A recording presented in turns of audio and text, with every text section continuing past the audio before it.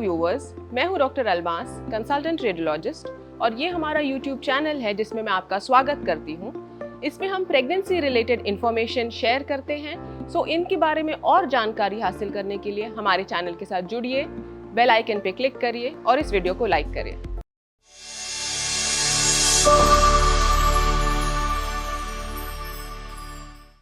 आज के हमारे YouTube वीडियो का टॉपिक है NT-NB स्कैन, यानी कि प्रेगनेंसी के 3rd मंथ में किए जाने वाली सोनोग्राफी। ये सोनोग्राफी के बारे में हम डिटेल में जानेंगे कि ये कब करते हैं, ये क्यों इम्पोर्टेंट है, इसमें आपके रेडियोलॉजिस्ट क्या देखते हैं और इनके साथ क्या क्या और टेस्ट किए जाते हैं।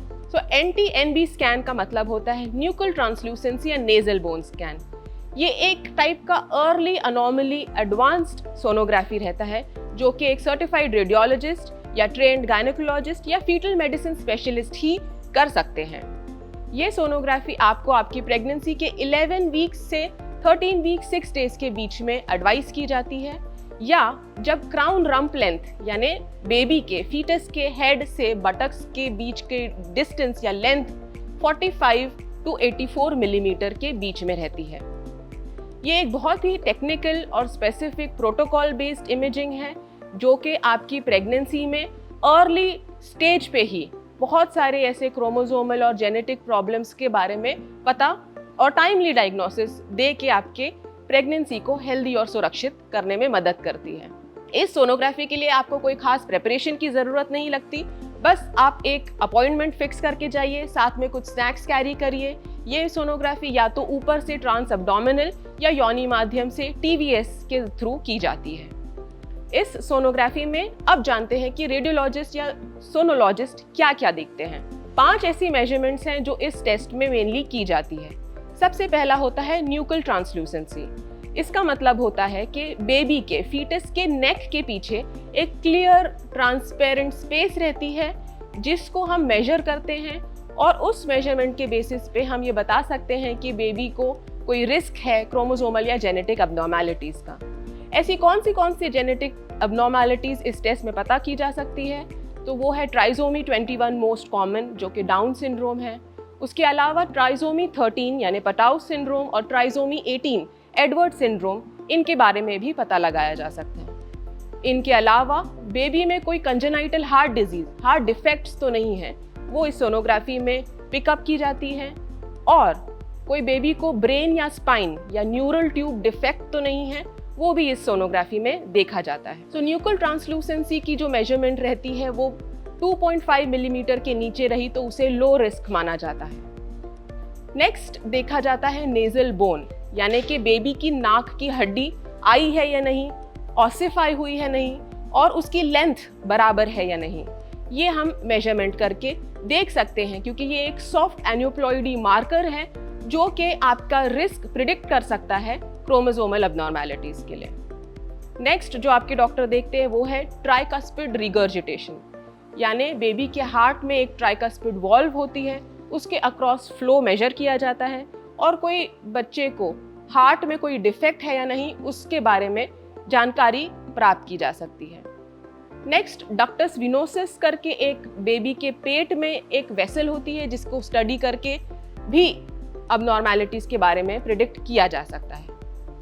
और लास्टली आपके डॉक्टर यूट्राइन आर्टरीज यानी गर्भाशय को सप्लाई की जाने वाली जो ब्लड वेसल्स हैं उसका रेजिस्टेंस, उसका प्रेशर, उसका फ्लो मेजर करके ये जानकारी हासिल की जा सकती है कि आगे चल के आपकी प्रेगनेंसी में ग्रोथ अच्छी रहेगी या नहीं, या माँ को हाई BP होने का रिस्क या प्री इक्लैम्सिया का रिस्क या ग्रोथ रिटार्डेशन IUGR का रिस्क, ये सब इसी स्टेज पे हम प्रिडिक्ट करके टाइमली डायग्नोसिस एंड ट्रीटमेंट करके प्रेगनेंसी को हेल्दी बना सकते हैं।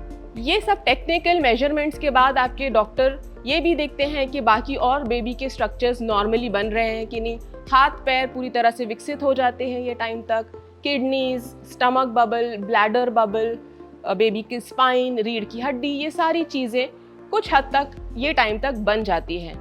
इसीलिए हम इसे अर्ली अनोमली स्कैन भी कहते हैं। इस टेस्ट के साथ साथ आपके डॉक्टर आपको डबल मार्कर टेस्ट भी एडवाइस कर सकते हैं। डबल मार्कर टेस्ट एक ब्लड टेस्ट होता है जिसमें आपके 2 हार्मोन्स बीटा HCG और PAP-A लेवल्स को स्टडी किया जाता है। सो अक्सर पेशेंट पूछते हैं क्या डबल मार्कर टेस्ट ज़रूरी है। So basically ultrasound anti scan जो है वो 90% आपके अबनॉर्मैलिटीज डिटेक्ट कर लेता है, पर अगर आप इसे डबल मार्कर टेस्ट के साथ करते हैं तो वो सेंसिटिविटी 95% तक के बढ़ जाती है। सो डबल मार्कर और एंटी टेस्ट साथ में करने से 95% आपका चांस बढ़ जाता है कोई अबनॉर्मैलिटीज डिटेक्ट करने के लिए। न्यूक्लियर ट्रांसल्यूसेंसी सोनोग्राफी की रिपोर्ट नॉर्मल या अबनॉर्मल नहीं रहती है, इसको हम लो रिस्क या हाई रिस्क करके रिपोर्ट करते हैं। लो रिस्क मतलब नॉर्मल और आप निश्चिंत रह सकते हैं कि आपकी प्रेगनेंसी सेफ है।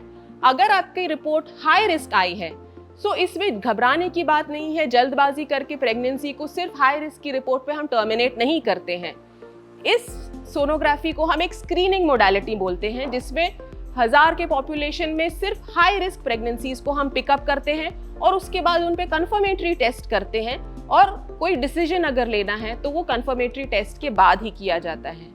ये कौन से कंफर्मेटरी टेस्ट है? ये 3 रहते हैं मेनली। अगर आपके एंटी स्कैन के तुरंत बाद आपको लगता है कि नहीं मैंने सुई डाल के चेकअप करवा लेना चाहिए, उसे हम कोरियोनिक विलस सैम्पलिंग कहते हैं, जो 10 to 13 वीक्स में करते हैं। और थोड़ा वेट अगर करना है, आपको लगता है कि नहीं थोड़ा वेट कर लेते हैं, ग्रोथ देखते हैं, तो 14 to 16 वीक्स के बाद में एक एमनियोसेंटेसिस नामक टेस्ट होती है, जिसमें गर्भाशय में सुई डाल के जो फीटल डीएनए है उसकी कैरियोटाइपिंग की जाती है और 100% कंफर्मेशन किया जा सकता है कि बेबी को कोई जेनेटिक प्रॉब्लम है या नहीं। पर अक्सर पेशेंट सुई डालने में घबराते हैं, सो एक थर्ड टेस्ट होता है जिसे हम NIPT कहते हैं, यानी नॉन इन्वेजिव प्रीनेटल टेस्टिंग।